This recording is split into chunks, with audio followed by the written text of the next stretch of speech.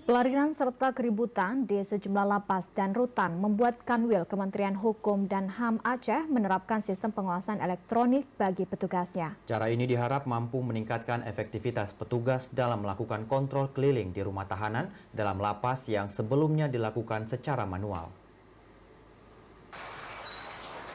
Sistem pengawasan elektronik yang rencananya akan diterapkan di seluruh lapas dan rutan di Aceh ditandai dengan peluncuran aplikasi berkode Anda Kontrol Keliling atau disingkat Sibandrol di rumah tahanan kelas 2B pada Aceh pada Sabtu pagi.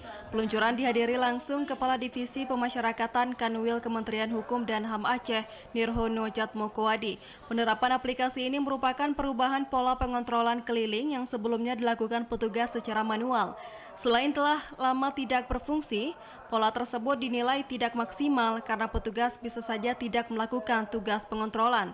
Dengan penerapan aplikasi ini, setiap kepala UPT, baik rutan maupun lapas, akan dengan mudah mengetahui apakah setiap petugas jaga menjalankan tugasnya.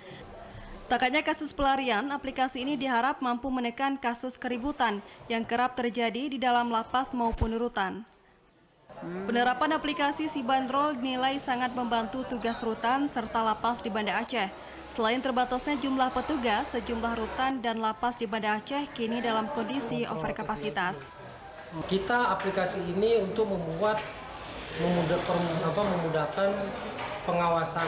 Yang pertama dari petugas juga, dia komitmennya juga, kita menuntut komitmennya. Karena kan kebiasaan kalau pegawai itu kan kadang ada waktu dia kontrol, ada lagi dia males. Tidak. Nah ini kita membuat mereka supaya lebih rutin, lebih disiplin. Rutan kelas 2B dan lapas Banda Aceh merupakan UPT yang menjadi pilot proyek aplikasi elektrik ini. Kanwil Kementerian Hukum dan HAM Aceh menargetkan seluruh UPT yang berada di wilayahnya akan menerapkan aplikasi yang sama pada awal tahun 2021 mendatang. Dari Aceh Besar, Arman Kunadi, TVRI melaporkan.